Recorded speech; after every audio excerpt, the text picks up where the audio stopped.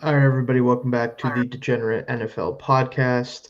It's been a little while. We didn't have a show last week for a multitude of reasons. Stuff happens, but had to talk about stuff today. Just absolutely had to. Obviously, the trade deadline took place today, and what a trade deadline it was. And there's a reason why I'm wearing the Jets hat right now, because we're going to be talking a lot about the New York Jets and what they accomplished, destroyed. It depends on how you view it, but, they certainly did a lot of things today. Yeah, they did quite a few things. It was very active for quite a few teams. There were a few interesting players involved, a few interesting decisions. I think overall, for both sides, a lot of good decisions. I didn't see anything too crazy necessarily, but a lot of things made sense. So I wouldn't necessarily say that after like seeing the after the dust has settled, after seeing the outcomes, I'm not too surprised by what happened. I mean, for me, I think when you factor in like knowing what happened, it's not as crazy. But the fact that the Jets really tore it down to this level was something I heard no real rumblings about going into it. So that was surprising, even if you look at the deals, how they could make sense in hindsight. But that definitely shocked me to see the Jets trade, especially Sauce Gardner. I think Quinn and Williams, there was reason to believe that that might happen, if a team was willing to give up enough for him. But Sauce just got paid this past offseason. Like, he is one of the cornerstone players. Even if you can understand why they would do it, and we'll get into that in a little bit, I do think that was a shock to a lot of people. Oh, you good, Zach?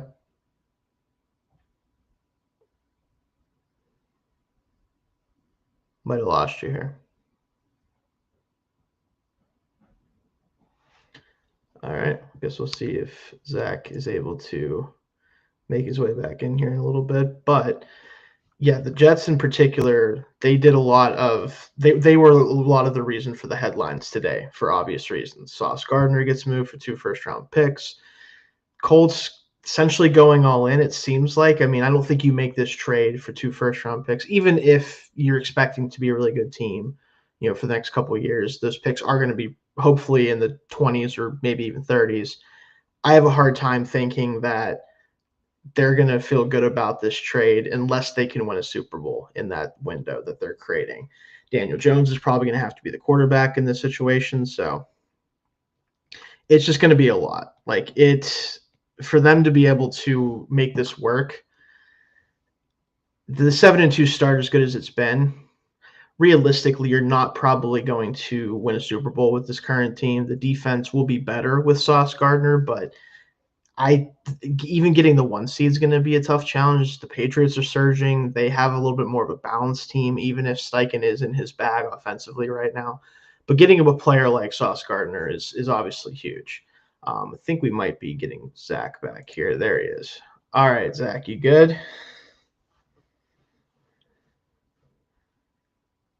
You with me, bud?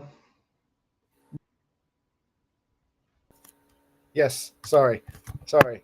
My charger was plugged in, but apparently my actual block had gotten disconnected, and yeah, Gotcha. yeah, yeah. So we're No, all good you're now. We're good. all good. No, you're good. But So yeah, I no, was talking I about the definitely, Jets trades, yeah. yeah, and I definitely know what you mean. But I guess like seeing the price. I mean, two first round picks for any defensive player is always going to be a little shocking. And again, like you said, he just got paid and all this stuff. But after starting the season 1-7, I mean, there's not really much to hang their hat on. And while you may question, or not just you, but a lot of people may question the idea of the Jets having to do a lot of picks, if this is a player that's going to get them the most, and especially 2 first picks, and you don't have much else, what happens? Yeah, I do think that's fair. I think ultimately for the Jets, like what sucks for them is this is probably the best thing for them to do. Like, them being in the position where trading 2 cornerstone players on defense might be the best thing for them. And that just sucks as a fan base, right? Because yeah, the Jets are bad. They're 1-7. They're not going to do anything this year. But you love to have players at Sauce Gardner's level, at Quentin Williams' level on your team. And I think this is an important lesson for a lot of teams to learn. It does not matter if you have players like that if you don't have the head coach potentially and the quarterback right. If you don't have those two things right, it does not really matter in this league most of the time. Like, you can get by if the quarterback play is good but not great and the head coach is good but not great. But when you are terrible at one or both of those positions, you're just never – it does not matter how good this defense might be with those guys. And frankly, they weren't very good this year with these guys on defense. And that isn't necessarily their fault at all, but they weren't, even when they were phenomenal in 2023 in particular. It didn't matter because Zach Wilson was throwing the football. Like, it doesn't matter sometimes. And for them to get the amount of picks they got, again, 2 first-round picks for Sauce Gardner, a second-round pick in 2026, and a 2027 first from the Cowboys for Quinnen Williams, that is a huge haul to get for 2 players, right? Getting 4 premium picks over the next 2 years is something you just don't really see happen in the NFL, right, as far as one trade haul. Yeah. So it was really impressive to get that much for those players.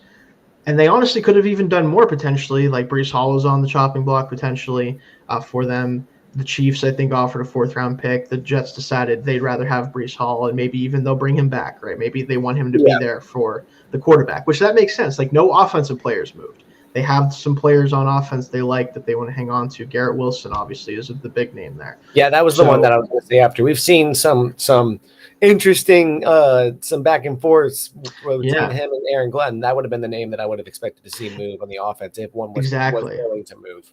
Yeah, but again, I think they obviously understand how good of a player he can be, and if they want him around if the quarterback situation can be figured out. Now, obviously, maybe this time next year, the year after that, if it's still not working, then maybe you see him get moved, right, when that deal is a little bit easier to trade. But again, just looking at what the Jets did, I know it kind of sucks for Jets fans to know that you guys were bad and you're only going to be worse right now, but they at least picked a direction, I think, right? They saw the light at the end of the tunnel and they said, all right, we got to figure this out, and we're not going to be great with these 2 players, but maybe the players we can get from these 2 can help us be good, right? Like, that's, I think, the process. Yeah, they took on 2 very A.D. Mitchell coming over. They did. They did. That's like Indianapolis being like, all right, it's time for you to go. Get out of here. We don't want you here. You're a fresh start. But then the other good old former rookie of the year candidate, Mozzie Smith. Zach, I still think about that sometimes, and I feel for you, man. I really do. I saw his name, and I was like, oh man, yeah, no, that was horrible. That was a horrible Mozzie healthy scratch Smith. Unfortunately. Yeah. He'll get his run in New York. We'll see. With the New York Jets. Hey, no one's ever said that. No, I'm just kidding. A.D. Mitchell's the one there that I do think he's at least going to get the runway, I think, to prove if he can be a good receiver in this league as a full-time player. And he's someone I really like coming out of Texas, but I did acknowledge that there was a lot of inconsistency on his film of, like, whether it was effort or just, ability in general. But his movement skills and his ability to attack the football, like, he had a lot of, like, honestly, CeeDee Lamb to his game is a lot of what I saw. Not quite obviously as good as him in college, but had the same kind of skill set to me. We'll see if the Jets can do something with it. Garrett Wilson definitely needs someone to play next to him, and maybe that's the guy for at least right now, and we'll see kind of how it goes. But I think obviously this is about the 3 first-round picks and a second-round pick you collected over the past 24 hours. Oh yeah. But and then another team really tearing it down, and finally possibly throwing in the white flag. They're throwing up the white flag. New Orleans, welcome to the game. They did get rid of Rashid Shaheed for a decent haul for a rental player, potentially a rental player. We'll see if the Seattle Seahawks want to bring him back long term, but that trade should be one that has Saints fans going, okay, they at least know what they are. It's not a huge thing, but Trevor Penning as well. Trevor Penning, which I mean, I think whatever. that's a good thing on their part to be like, look, this was Yeah. swing and a miss. If somebody else wants to give us some value for him, because I'm amazed that they got anything for him, given his Yeah. issues on the field and all Chargers that. are hurting. They just need bodies at this point, honestly, which is Yeah, yeah. yeah. But that seems like a move in the positive direction to where we should see the Saints start to tear things down and realize, like, hey, especially after, unfortunately for them, with Rattler not really panning out so much. Not that there was much on the team for him to pan out with. And I mean, we'll see what Chuck can do, but like there's not a positive direction there really. So it was interesting to see them. I mean, with Shaheed, a promising young player who's really shined in a lot of moments for them. But then also getting rid of the offensive line depth with Penning as well. Yeah, I think that they acknowledge that they're not going anywhere, obviously, right now, and I think that's a smart thing to do because, to me, like Spencer Rattler was struggling in the last few games, but I still think that he was playing relatively good football for the first 4 or 5 games of the year, and I hope I'm wrong for their sake. For their sake, I don't think Tyler Shuck is better than him, so I just don't think the quarterback is on this team, frankly. So they shouldn't be trying to win at this point. You got to try to have a shot to get And one of these they're not guys. gonna they're not going to find the quarterback this year or in the draft either. They might get away with an interesting free agency signing, depending on who's available. But there's nobody in this upcoming draft where it's like, oh yeah, let me hang my hat here. I think at this point, that's fair to say. There's guys that I'm interested in, and I'll get more into scouting probably around January, February. But it's certainly not looking like a slam dunk that multiple teams are going to be able to Yeah. find their franchise passers. But again, like let's talk more about the Jets and more so on the opposite side of the trades there. So the Colts, let's start with them. I think I understand the thought process here because clearly the offense outside of the Steelers game, which the Steelers will do that to you somehow still even in 2025. I'm not sure how they managed to do it, but the Steelers will do stuff like that to you sometimes. I don't know if the fans should really be that worried about the offense. They've been absolutely humming outside of the Steelers game. But the defense has shown some weakness at times. It just hasn't mattered a lot in most games because of how good the offense was playing. But you look at Charvarius Ward and Sauce Gardner on the outside for you if those two are healthy. That is a real deal cornerback duo. Like I'm talking like no matter who's on the opposite end of them, they are likely going to be at a disadvantage most of the time, other than the very top wideouts in the league. Like that is just really nice to be able to have as a defensive coordinator, especially when their pass rush, because they didn't add to it really, is good but not great, right? If you can't be great at pass rusher, you want to be great at least somewhere in the secondary to give those guys a little bit more time to get home, right? And you hope that obviously guys like Latu can continue to grow and you can get enough from DeForest Buckner and stuff like that. But this defense could really see a spike once those two are on the field together healthy. And if that happens, it does increase their chances of competing this year for a Super Bowl. Do I still think that they are a Super Bowl team? No, personally not. I think that it's hard to assume that they can keep this up the rest of the way until we really see them do it. But again, outside of the Steelers game, they kind of have proved that up to this point. They are 7-2 as it is right now. So, I mean, yes, outside of the Steelers game, they have proved that. However, I think it's worth noting that outside of their 2 losses, they've played pretty much no one. This is true, but they've thoroughly beaten everyone they have played. Yes, but they've lost to the Rams and the Steelers, who are two teams that we would sit here and say at the end of the season should be looking at a playoff berth. The rest of them, though, Miami, Denver, okay, that was a 1-point win though, and they're a fluky team. They're very interesting. The Titans twice, the Raiders, the Cardinals, and the ghost of the Los Angeles Chargers. Yeah, it was certainly the ghosty version of them. Yeah. So like.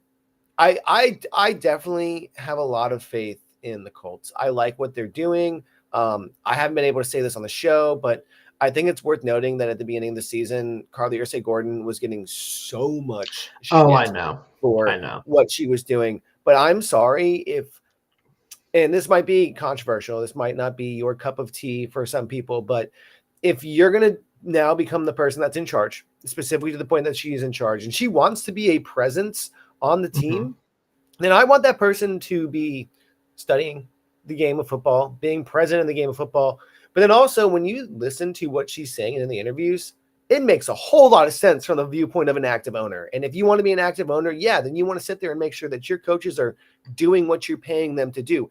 Not that they wouldn't be, but it's worth pointing out that she did not hire them. She was not the owner at the point that they were hired. So it's worth her going down there and being like, hey, let me make sure that like all this is running smooth. And so far it is. So like some might think it's micromanaging, but I do think it's like really cool to see her taking that active approach. And like, I don't feel like we've heard anything of her being too overbearing, but she has also said all the right things when it's been in an interview setting as well. And I don't think there's any reason to think that's not a reason for why they're looking so good this season, because like they are on their P's and Q's. Like this wasn't a bad team. They just need to figure some things out. Unfortunately for Anthony Richardson, he was not the answer. They needed something else. And I mean, I don't know if it's going to happen or not, but it's going to be interesting to see if they wind up pricing themselves out of Daniel Jones if he continues on this trajectory, because he's going to garner some money. But they do have some pretty tough games coming down the stretch, I will say. We have the Chiefs. My thing is, I don't know what to think of the Texans. Nobody knows what to think of the Texans, including the Texans. So yeah. But they also have the Jaguars twice and the Seahawks and 49ers. So this is not an easy stretch down the season stretch by any means. It's not, yeah. So I definitely say they needed to beef up the offense or the defense coming up against some better teams heading into the post. That was definitely and I mean, there's not really one on the offense. John dominating. If one has an off game, you still have two. Even if two of them have an off game, you have one that's doing great. So like there's no weaknesses as long as Daniel Jones is doing what he's done all season. It's that needs to have holes to patch. It takes to do it. If you can for a guy like Sauce Gardner, why not? That's the thing, is like, is it an overpay in the grand scheme of things? Almost absolutely, because you're looking at 2 first-round picks for a position that, as good as Sauce Gardner has been, generally, and we saw this with him last year, corner is a very high variance position, right? It just typically is. Now, the very best guys like him, Surtain, Stingley, especially recently, guys like that, they're generally very good to grade every season, right? So you're probably going to get high-level play from him more often than not. But, again, you are now going to have 2 less potential chances to add a high-impact, cost-controlled player to your roster, right? That's what you're giving up when you give up 2 first-round picks. Even if they will hopefully be in the 20s to maybe even 30s, it is still a lot to give up. Now, if they win a Super Bowl this year, or if Gardner continues to be one of the best corners in the league and is a linchpin for this defense, they probably won't care, right? That's why we don't talk about the Rams and all the picks they trade away, because no one gives a shit because they won a Super Bowl. Bowl.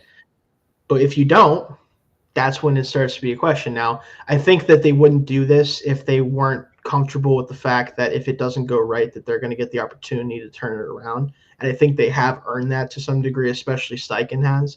Ballard, I still have some questions about him as a GM at this point. I'm not going to lie to you, but it's hard to question him right now when you look at what the team has done this year. So I think he's banking on the success they've had this year, allowing him to kind of play his way and GM his way through this if it doesn't go exactly the way they want it to.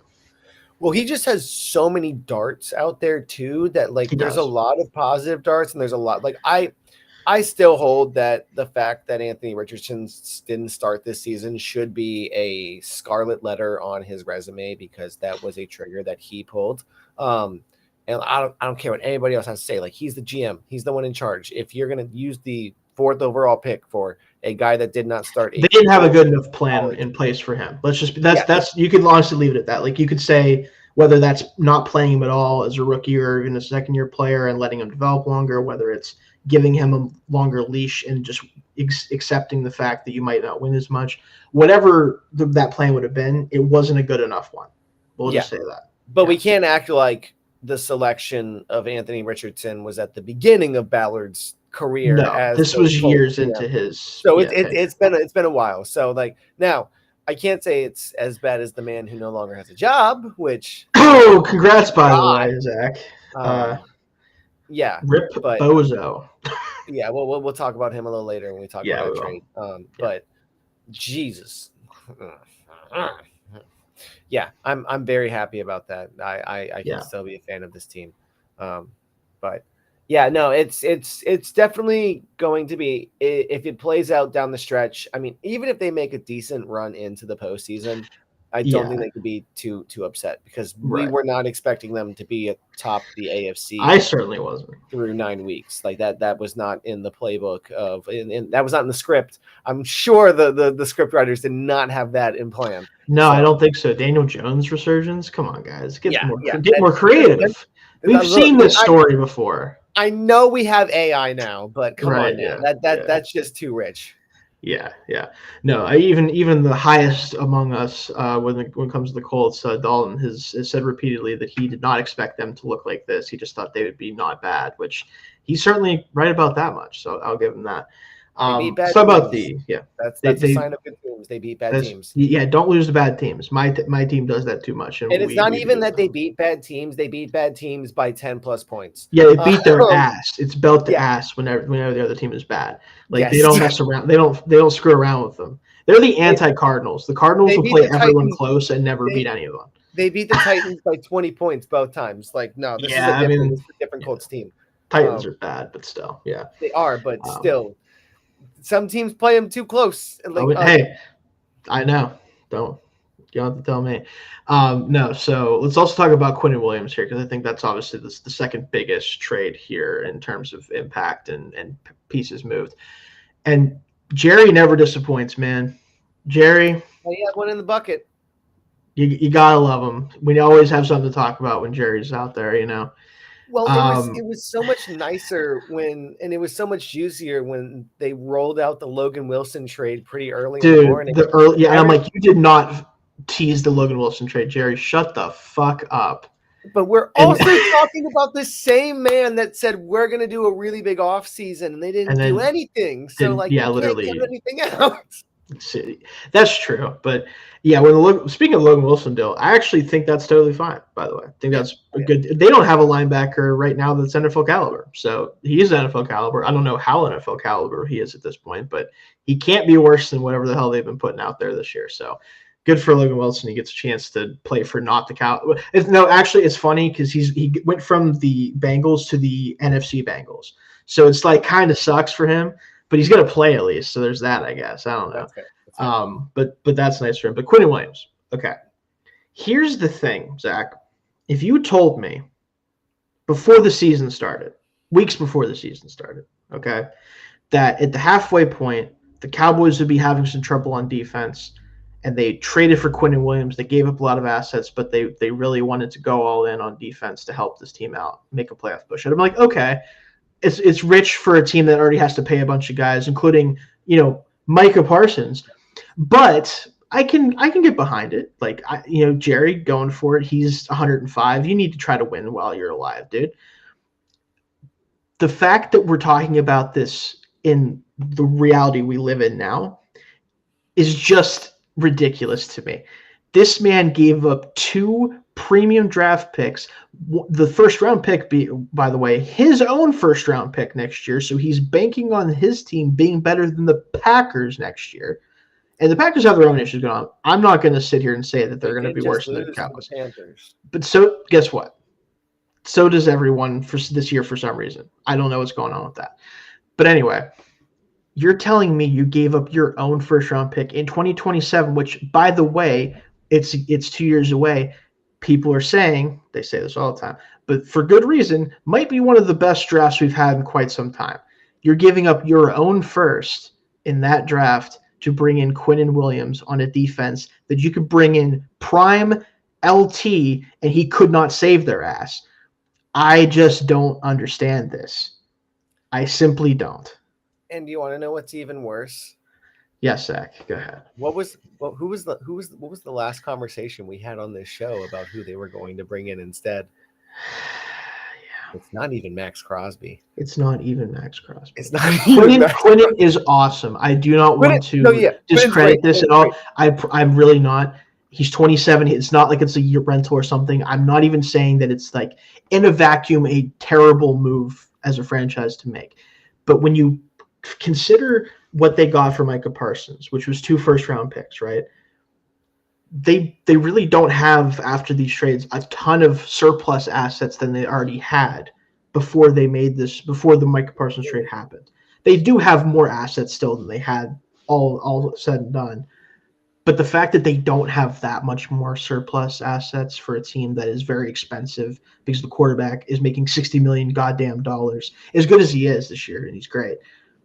It's just I can't figure out what they think is going to go on next year. Like, how are you going to field a good team next year? They traded away a premier pass rusher and in return got 2 interior defensive linemen, which are pretty great, but do not have nearly the same impact as that premier edge rusher. Yeah, I don't know what's going on. Again, somebody has needed to pull the plug on Jerry, the GM, for quite some time. But you know, he holds the money, so who can tell him no? Nobody on this planet. I don't even think Steven can. So, certainly so not. I don't. They're going to continue to do this while he's still alive, and it's going to be frustrating. I mean, I'm looking at their roster right now, and I'm amazed that they have nobody behind Joe Milton for quarterback. Like, there's no third quarterback on this team, which is insane. Hey, don't need a third quarterback when if you lose the first one, you're dead anyway. So fair. You just get to watch Joe Milton throw piss missiles if Dak were to go down, which would be fun for like that 2 would be games. fun. That would be fun. It would be fun for 2 games. As a George Pickens fantasy owner, that would be amazing. Hey, he's been great. He's been great. Oh no, he's been great. Yeah, that's been incredible for them to have for this season. They also did they not trade? No, we already talked about Logan Wilson. That's right. Yes, they did trade for Logan Wilson. Again, solid pick. I do think their defense will be better down the stretch. The problem is you're 3-5-1 right now, and you're going to go maybe from like the second worst defense to like the 27th defense. Does that buy you maybe 1 win you weren't going to get? Maybe 2 at the most. You're 3-5-1, and your number one competition in your division also got another defensive weapon today as well. Speaking of which, Jalen Phillips to the Philadelphia Eagles, courtesy of the Miami Dolphins. Zach, your team did do something. They did sell a little bit. They did not sell Jalen Waddle, which I don't think they should have anyway. No, they also did not sell Bradley Chubb, which I would not have been disappointed about, but I'm also happy that we kept him. I mean, you have to have somebody to play edge other than Chop Robinson. So I guess it's like, No, not even that. We have to have somebody for the defense. We don't have any defender. Like, it would be, again, a JV defense out there. It kind of already is. Let's be real. Storm Duck and Ethan Bonner are getting like considerable. Ethan Bonner, like, what? So Who's that? No, I'm just kidding. Sorry. Yeah. That was. I'm aware of him. I know what's up with him. But yeah, no. Jalen Phillips is headed to the Philadelphia Eagles. They're rich get richer. So how he's doing it, he does it again. I already know. I can picture it, Zach. Let me paint a picture for you real quick, okay? It's the NFC Championship game. The Eagles are there despite being weird all year and kind of just trickling towards that, and they get in the NFC Championship game. It's a gotta have it third down for the opposite team. We'll say, I don't know. We'll put the Lions in there. I don't think they're going to do that. But anyway, let's assume it's the Lions. Jared Goff steps back to pass. Jalen Phillips gets a clean win off the line of scrimmage on the tackle and just kills Jared Goff for a sack fumble. They win the game. I can picture it now, Zach. Can't you do the same thing? It feels like it's going to happen. See, what sucks is that he had the exact same opportunity to do that against Justin Herbert. He did, and he certainly didn't do it, did he? And Justin Herbert went whoosh, whoosh. To be fair, Justin Herbert's kind of a freak right now. He'd just be doing wild shit, to be fair. But yeah, I know. Yeah. Yeah, no, but you know what I was going to say is I can absolutely picture that happening because he's not on the Dolphins anymore. And he's all of a sudden going to remember how to tackle again. And it's going to be fantastic for the Eagles, and it's going to be game-changing for them. And it's going to be But, you know, we got a draft pick. Hey, you got a third-round pick that you hopefully won't use on someone who's bad. We'll see. Well, I'm very curious what that team is going to be like, but go ahead. You might know the answer to this. Is Okay. Champ Kelly of any relation to Chip? I don't think so. You don't think so? That'd It be just funny. happens to be yeah. Imagine your kids being Chip and Champ. That'd be funny. Let me. I don't I might think have. Oh yeah, no, there's- never mind. I Never mind. don't. This is Anthony Kelly. He is a former football player. There is absolutely no relation. Um, there's no relation just by last name. He was a former cornerback, and wide receiver. I was going to say, I'm pretty for- sure I haven't seen Champ Kelly before, but I was like 90% sure he wasn't related to Chip for one reason in He particular went to that I will just Kentucky leave alone. and played for the Lexington Horsemen in the National That's a Indoor sick- Football League. That is a sick Ben- name for a team. Yes, he's also been in the NFL since 2007 as a scout, mostly scout, and then assistant general manager and interim general manager for the Raiders most recently. So Nice. Well, yeah, he's the one making the decisions now. So we'll see how that works out. And see if he stays because he has a decent amount of time to. I don't know if you heard this. There was some murmurs of why Chris Greer and the Miami Dolphins had parted ways. And apparently, when Stephen Ross met with Chris Greer, he was like, "Yo, man, what's going on? What are we doing? We suck. What's the deal? And Chris Greer was like, "Oh, I'm just kind of waiting for people to reach out to me." And Stephen Ross was not a fan of that answer and was like, "You don't have a plan in place. You're not gonna hit anybody up and be like, yo, dude, how do we get better?" And Chris Greer was like, "No." And Ross was like, I don't think we're seeing eye to eye. I think that we need to end this. So apparently that is why Chris Greer got fired, because he was just taking a back seat to everything that was going on and not really pressing the gas pedal at all. That is the most fired man. And he quiet quit. That's crazy. Yeah. To be honest, he saw that team was 2-7. He was That's like, awesome. I'm just gonna wait for someone to say something. I actually think that's I'm not even joking. I think that's awesome that he did. I think that's sick. That he was like, I can't believe no, I'm good. You have a team so bad, and you're like, I'm just waiting for the phone to ring, fam. That man was so fired. He was like, I'm not going to do any work for this team. I'm definitely going to get fired anyway. I don't care. Who gives a shit? And then they were like, leave early. And he's like, all right. And so he did. That's awesome. That's honestly, it's been a nice 20 years. To be fair, that's the funniest way for this to have ended. For him to have just been like, I'm not doing anything. They're like, all right, get out of here, dude. I think it's the most Chris Greer part of this is the fact they said mutually agreed to part ways. Yeah, which I'm like, I saw that. I'm like, sure, dude. Yeah. It's like, all right, whatever, fam. Like you write the story that you want, okay? Yeah. We see the resume. Yeah. But no, the Dolphins, glad that they did something. I think they could have made some other moves, but I also understand but again, as you said, I want to keep Waddle. He's kind of like a foundational franchise guy. He'll need to be there if they want to be successful. Yeah. So yeah, they have to have somebody. They have to have somebody. You can't not have anybody. Yeah, this is not like Madden, where the Jets kind of did the Madden-y thing, where it's like, how many first-round picks can I get for these two players? Which I respect that in their situation, but it's just not normal for teams to be able to do that. So I get why. This also is in the MLB. So there's that too. Yeah, they just be trading people because. Well, not even trading people. They just be fielding subpar. Oh yeah, just that you can't play baseball at all. You can't do that. That's. I should know. I got one dude who can play. That's it. He can really play, but that's all. We don't got nobody else. Don't let it float. I am a Pirates fan, I guess. I don't know at this. Whatever. Who cares? If I watch baseball, technically Yankees fan. So. Well, nice. Anyway, let's talk about some other trades here for sure. I can respect that. A couple other trades, a few that we thought were going to happen, and they did. We talked about Rashid Shaheed a little bit. We'll talk more about him specifically with his fit with the Seahawks, but we did see Jacoby Myers get traded, and I did think he might end up as a Steeler. I didn't necessarily want him to unless it was for very cheap, but he ends up being a Jacksonville Jaguar for a 4th and 6th round pick next year. I think that move makes a lot of sense with the injury to Travis Hunter, even though it seems it's going to be mostly minor.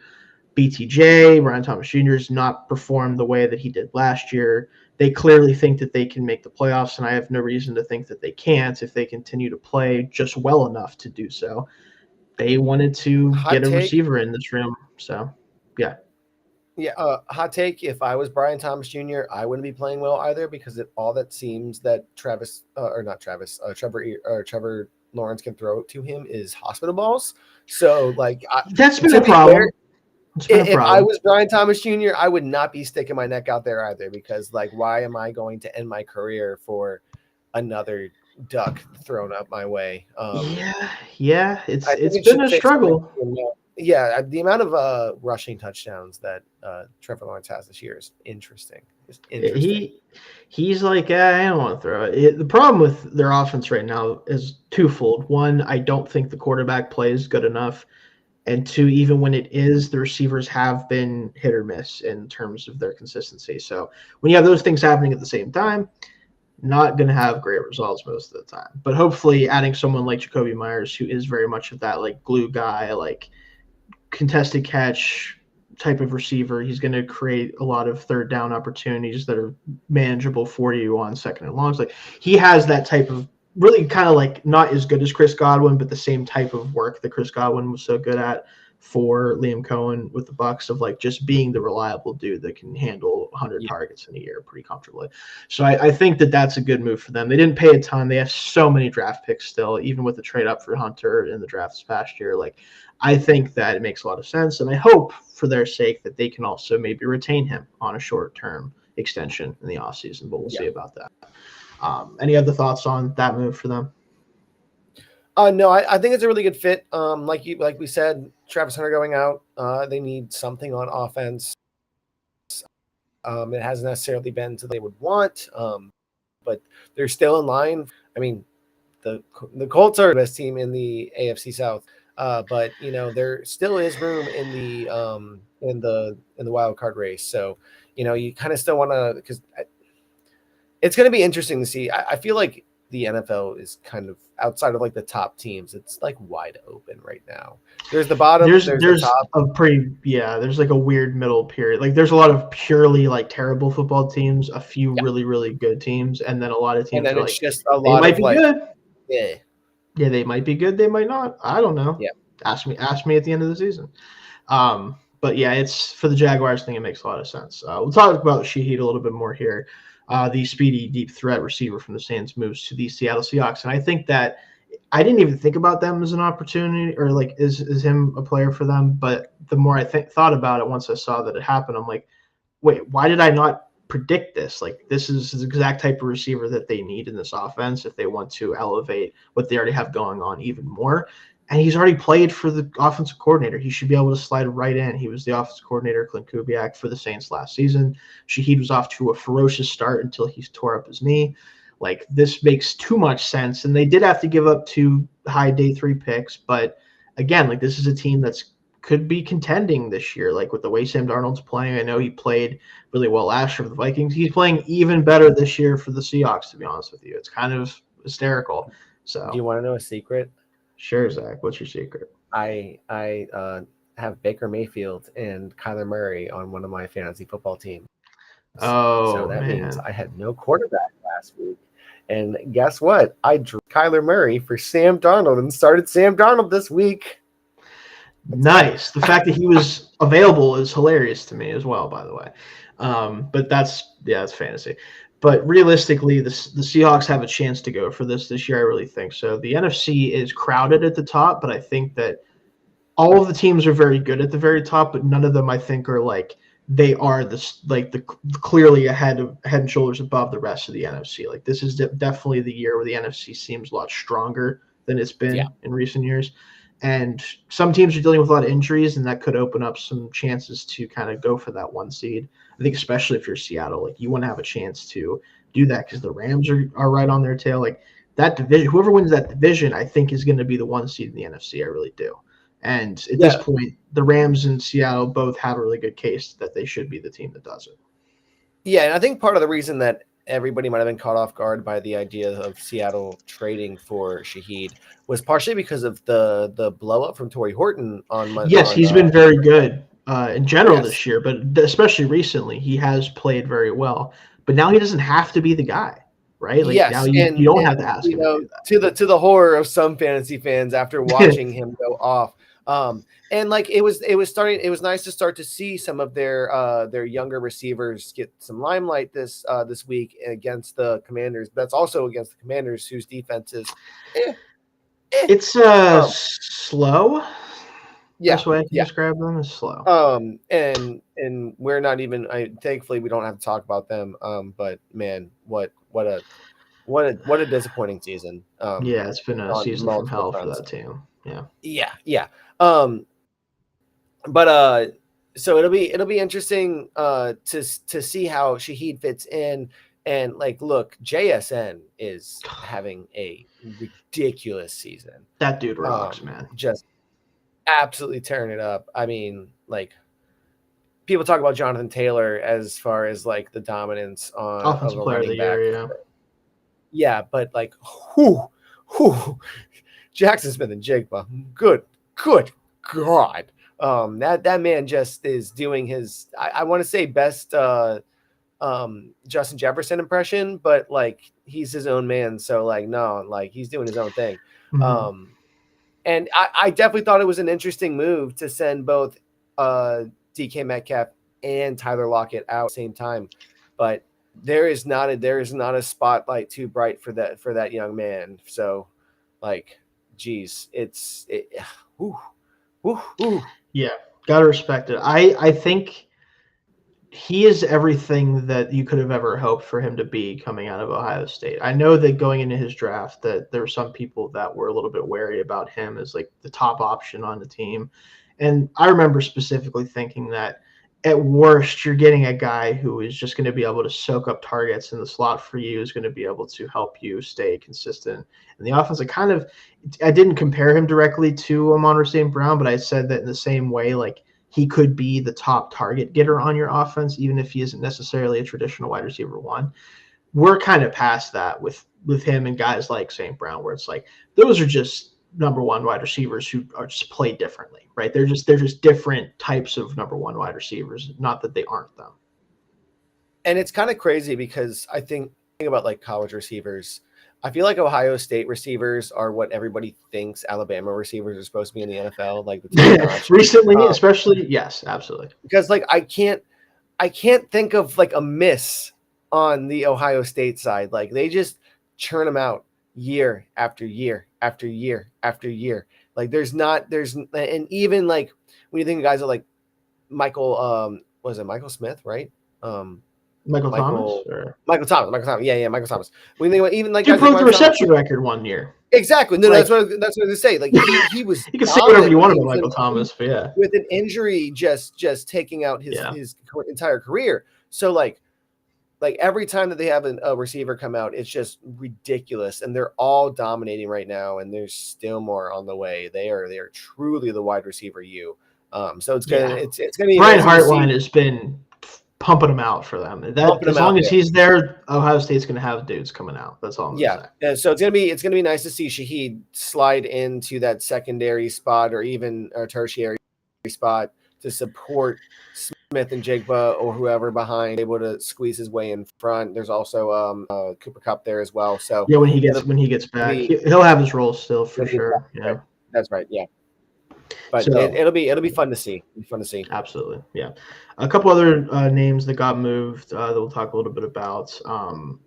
This one's tough for me because like I don't really know why they even bothered with it, frankly. And I'm talking about the Ravens here. Draymond Jones gets moved from the Titans to the Ravens for a 5th-round pick that could become a 4th-round pick based on like I think. If they win a playoff game or whatever it is, something like that. Basically, there's a chance it's a 4th, but probably more likely it's a 5th from what I understand. This one to me is weird, and it's not even that it's a big deal, but it's just Draymond Jones has really not produced for a while now in the NFL at a high level, especially in the type of system that he's played in the past 3 years, where it's been now it'll be the Ravens. It was Titans this year. It was before that was Seattle, like that Mike McDonald style defense. He just hasn't really done a great job in it, and I don't really understand the Ravens adding him. I know they traded away Odafe Oweh to get some safety help, and that was another deal that happened recently or the last couple of weeks. But I don't know if that really helps them a lot here as they try to catch the Steelers. This seemed like a bit more desperation, just given what's I gone guess. on, and just throwing darts out, seeing if we can do something to. I mean, not that the division is within reach, because I don't feel like it's within reach right now. Just given how things are going for Baltimore and the rest of the division. But I don't know. Like you said, it's a weird thing for them to just go out and do. It doesn't seem necessary. It doesn't seem like it necessarily solves anything. So it'll be interesting to see what happens as a result. Because again, I don't think it moves the needle. Like Right. what do that's you a expect? decent, and they have a ton of day 3 picks. They always do, but it's still it's a decent pick for a player that, like, I just don't know if he makes them better, really. I mean, it's depth, Yeah. but again, it's a weird one. Browns threw Joe Trunchika for nothing, essentially, to the Bears. They just wanted some depth there. Like, there's some other small moves that happened that we haven't really touched on yet, but again, this trade deadline was way more interesting than I think anyone could have expected it to, and I think that's always fun whenever you can get something like that to happen. I'll throw out Kyle Duggar too, obviously not on the deadline day, but Yes. Steelers added him. He had to play like 99% of the snaps, it felt like, in his first game, and they were really good. So maybe he's going to help out a lot. But yeah, I think also let's talk about before we get out of here. I do want to spend some time talking about. We could kind of tie this in with just talking about the season in general, but some teams that didn't do much of anything that I think is interesting. I think the facts. We'll start with my Steelers because I obviously can speak on this a lot. I am glad that they didn't do anything really. If anything, I would have liked them to maybe sell off a couple guys that probably aren't in the long-term plans for this team, but I didn't expect them to do that. So them not like giving a lot of picks away, even if they were day 3 picks for Jacoby Myers or Rashid Shaheed or whatever, like, I just think it's the right thing to do because, frankly, this team, no matter who you added to this deadline, they could have been the team that traded for Sauce Gardner. They're not winning the Super Bowl, man. They're just not. And if you're not competing at that level, there's no reason to give up significant assets at the trade deadline. Like, if you aren't a big-time seller or a big-time buyer, you probably should mostly sit it out. Other than, like, if you have a chance to add, like, a flyer guy that is a young player that you might be able to actually turn into something or whatever, you can do that. That's fine, whatever. But I do respect Omar Khan for kind of just sitting on his hands, being like, nothing happened that was cheap enough for me. I want to have my picks. I want to be able to try to bolster this roster in the offseason and the draft. Like, I think that was the right decision for them. Yeah, I'm also surprised that the Raiders didn't do more sell. Like, they're weird. I don't know what they even want to do, man. Like, the Myers thing made too much sense. I think it had to happen, but we've talked about this for years. There's no direction over there. There isn't, and they don't have an idea of what they want to do. So when you don't have an idea of what, because that's what I will say deep down in my heart is admirable about the Saints, is that they just don't want to give up. And they picked that direction and they stuck with it, man. And I will at least give them that, because you know what, if you're gonna sit there and say, you know what, we're gonna exhaust every avenue to make sure that we can win as many football games as possible, that's admirable. But when you're the Raiders and it doesn't, like, I don't know if they want to win, if they want to lose, if they want to tank, if they want to, like, it doesn't make any sense at this point. So, like, again, they still have Max Crosby, which that seemed like that was going towards him leaving, and then no, and then all. And he feels like a lifer, man. I get that he feels like a lifer, but I don't know what again, there's not. If a team like the Jets are trading someone like Sauce Gardner, what value do any of these players have? And I mean, like, I look at, like, kind of that way with the Dolphins. And again, like, if we had gotten a nice, I don't think we would have gotten a first round pick, but if we got a second pick for Jalen Waddle, like, at the end of the day, would I have been upset? Not necessarily, but it would have sucked. Right. So, like, you didn't want to give him up for nothing, obviously. Yeah. So, like, I can appreciate a franchise saying, like, hey, I want a first round pick, so either that or bust. It's interesting. I'm surprised the Bills didn't do anything, especially. Listen, people are going to look at the Chiefs game and say, like, oh, they beat the Chiefs in the regular season. They're back on track. First of all, this is not the same Chiefs team.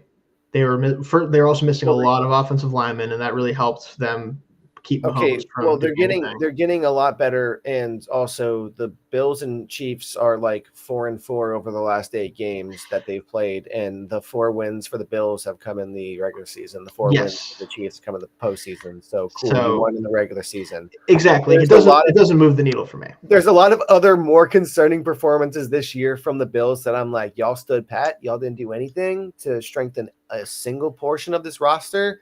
That's questionable. That's questionable. Yeah, not getting a defensive lineman when you just lost Michael Hoyt, who was playing very good the brief time that he was back on this team after suspension. Like, that does shock me that they weren't in on something. Like, I understand not giving up, like, honestly, actually, I don't really agree. I think the problem is the only player that I think was still available at that point that would have been really impactful was a player they were not going to trade for because it was in division. Jermaine Johnson, the edge rusher for the Jets. Like, that would have made, I think, a difference. But they weren't going to give up a second-round pick, and they certainly weren't going to give one to the Jets. So I think that is kind of fair. But again, if not adding anyone or trying to add anyone to this defensive line, like, that's so banged up right now, and Oliver already out for pretty much the season, I guess. Like, I think maybe he can come back in the playoffs, I forget. But it's not looking good for the Bills' chances to win the Super Bowl this year. I really just don't think so, not with the way this defense is. So, yeah. Also, some very interesting news coming out today, not necessarily around the trade deadline, but could be interesting for the offseason, is the fact that Arizona has decided to stick with Jacoby Brissett under center, with seemingly having Kyler Murray healthy at this point. Well, no, so what the report was is that he's going to miss another 4 to 6 weeks with the foot, because if they – basically what they said, and you can take it or leave it, I think there's some suspect stuff going on here. Essentially – his foot, until it's fully healed, which isn't going to be for a while, the risk of re-injury is apparently too high. Now, I would bet you that if this was a premium quarterback for a team with 6 wins, he'd probably be playing. That's all I'm going to say. This has Anthony Richardson. I broke my face with a elastic. I mean, he really did that shit though, man. Like, he did that shit. I know. He's just cursed, bro. This has. Hey, we really need you to be out right now. So can you please stay out so it's not that hard of a decision for us to make? And which is ridiculous, by the way, if that's what it is. But I really do think that this is partially injury based and partially like, sure, we could ask him to go back out there and risk injury, but we have no reason to do that when, one, he shouldn't be playing anyway at this point. Let's just be honest about it. I'm someone who thinks Kyler Murray is capable of being a very good quarterback. He is not the quarterback that this team needs currently. From a play style perspective, from a meshing with the receivers perspective, it is not working. Jacoby Brissett is working. He beat the Cowboys, which maybe doesn't mean anything considering it's the Cowboys. But at the same time, make a wish. Literally, at least they won the game. And they stopped this weird pattern of let's play everyone hard as hell and not win the game at the end. It got close there. It for a minute, and then luckily they shut it down. But like, that's what their problem has been this year. You could argue that the Cardinals have been a middle of the pack, if not better team this year. They just don't know how to win football games, which is frustrating as all hell, I'm sure. But either way, that move is very interesting. I do think Kyler's going to be on a different football team next year, almost assuredly. Who that's going to be, I don't know. Would it be funny if it was the Jets? Absolutely. But that's a whole other conversation. If hear me out. All right. If McDaniel there it is. Yay. If McDaniel's still the head coach, I could totally see them being like, hey, yeah, that seems like we could do something there. Give the Cardinals Tua and 6 first-round picks to take on the contract, and I was kidding. No, I that'd be very funny. The problem with that one is ultimately just like, if you can't get rid of Tua's contract this offseason, I don't think you can fit Kyler's contract in a trade situation. Right. That's the only problem with that one. Would not hate the fit necessarily at all. Then again, like, kind of would have the same issues of like, you kind of have to just hope and pray the ball is going where it's supposed to go, because he also can't see as well, but for different reasons. Here's the thing though. Tua's can't see is not the same as different. You're right. It's a different. Yeah. Because one, Kyler can get out of the pocket and not have the worry of him not being able to play for the rest of the season. True. Two, Tua just needs to shut his damn mouth. Good. Yeah, every time he opens his mouth, I get mad, dude. I'm not gonna lie.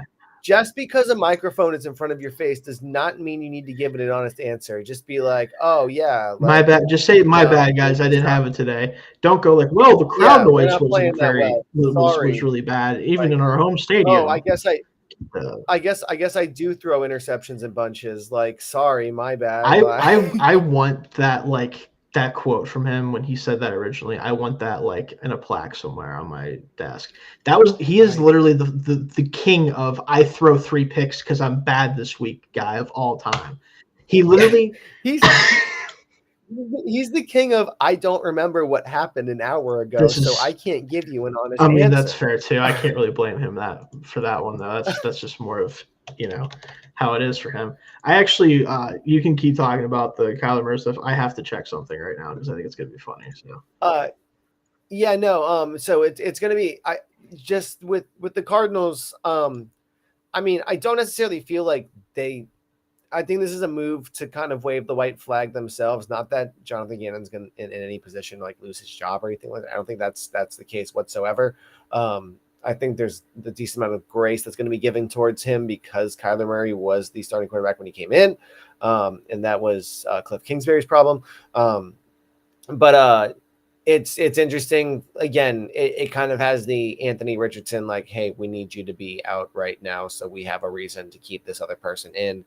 And not so much maybe the broken face, but definitely the beginning of the year when it was like, oh yeah, go ahead and get this injury that we could have had you had months ago, but now we're gonna have you have it now. So it's definitely some interesting definitely some interesting messaging, and like definitely kind of tells you what the direction for the Cardinals is going to be going forward. As it was for me, but for as well that the rebuild commence because it's time to tear it down and then rebuild it back up, maybe. Especially the offense. I think the defense is honestly pretty great this year overall, considering they added a lot of talent there. But I just want to check this. So currently, and I'm sure this number will increase if he plays more this year.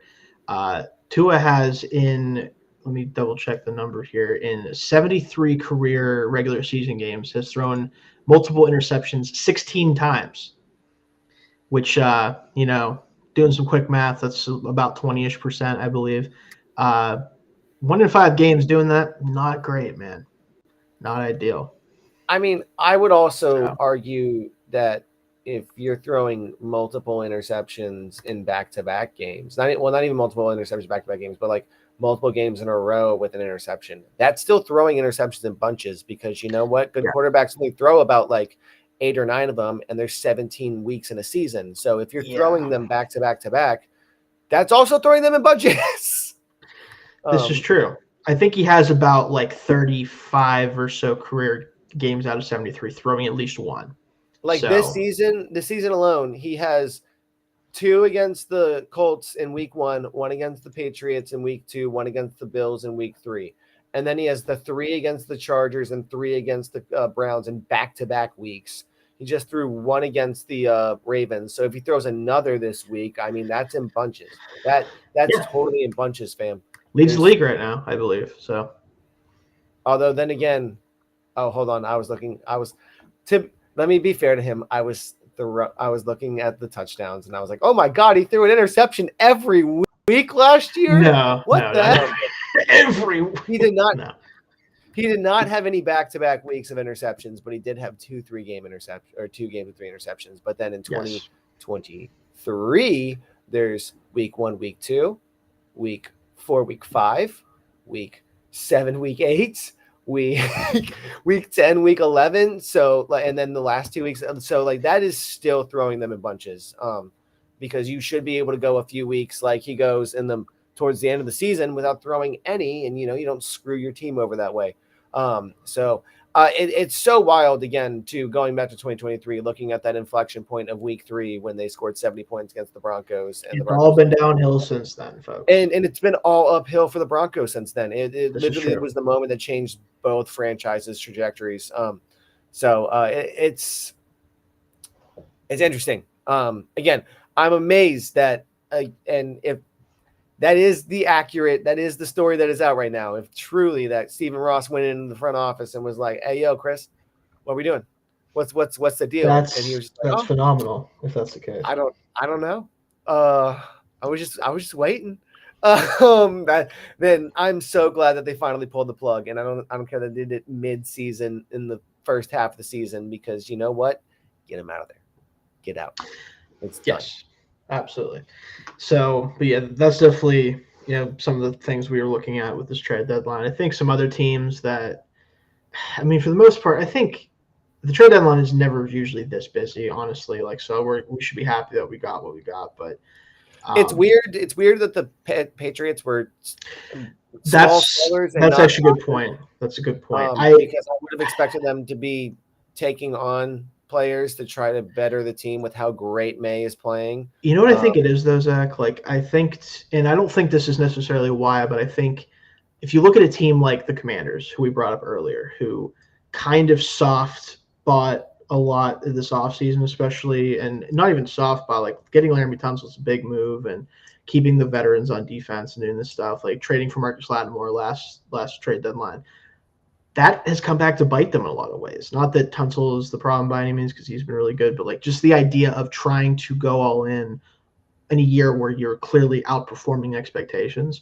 I think the Patriots want to let this year play out, hope to compete for a championship despite the fact that they're ahead of their schedule, and then reassess in the offseason. Like, where can we actually attack? What can we do to make sure this team is continuing its upward trajectory, opposed to jumping the gun potentially? And I can understand that if I'm that. Fair. Yeah. Would I have liked to see them add like a Rashid Shaheed for more speed, or whatever? Like, yeah, sure. Like, I think it would have been fine. Would it be funny if they brought Jacoby Myers back to that would have been that would have been really funny. But I also understand, like, I don't think they are ready to make any huge conclusions about where this team actually is through halfway through this year. So we'll definitely see with that. Drake May is incredible. So oh yeah, that dude rocks as well, for sure. This draft class, if Caleb can figure out how to not take 5 minutes to throw the football, this quarterback class could look real good in a couple of years. So we'll have to keep monitoring that. But in general, I think it's really fun deadline. I kind of like what a lot of teams did, even the teams that I'm like questioning. I'm like, yeah, I could see it. I get it. I do. Like, even the Cowboys, it's like, Quinn Williams is really good. It's probably good. Rather have him than not. But just the stuff before the season is why I'm pissed at you guys. Like, what are you doing?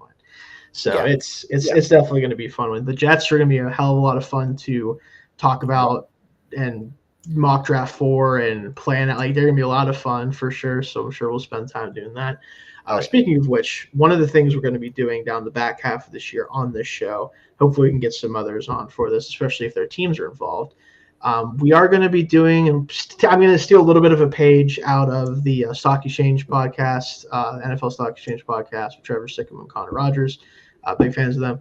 I'm going to be trying to set up some fixture franchise style shows and talking about how we would attack some of these teams that are near the bottom, including the Jets and the Dolphins, of course, Zach, and some teams like that. So we'll definitely be trying to bring that to you guys down the stretch of the season. We'll be doing our regular stuff as well from time to time. We'll figure that out. But any other thoughts you wanted to tell us up there, Zach, before we get going?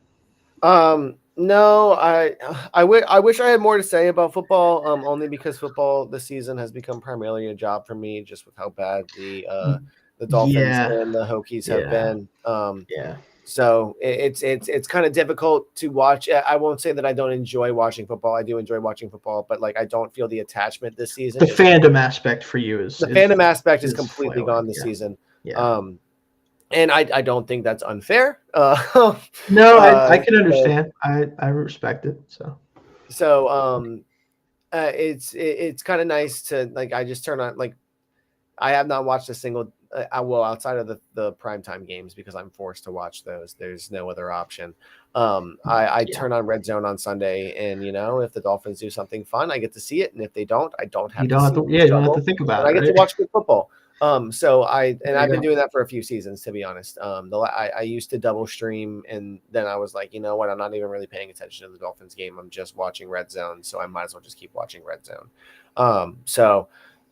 It keeps me with the action, and that's what I focus on. And I'm hoping some of these trades help these contenders. And we'll see how those trades benefit the people who traded them away down the road.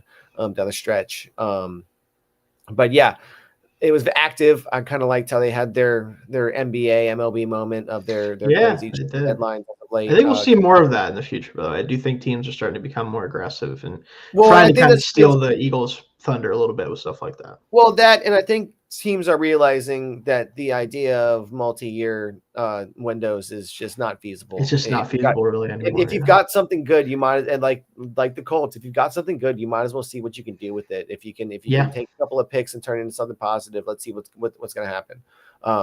So it'll be an interesting season. It'll be an interesting rest of the season after a very active draft trade deadline. Jeez. There you go. There you go. Yeah, so I agree for sure. So again, we will see you guys next week. Hopefully, we'll see kind of how we want to attack next week. But that'll be all for us tonight. Zach, thanks for joining me.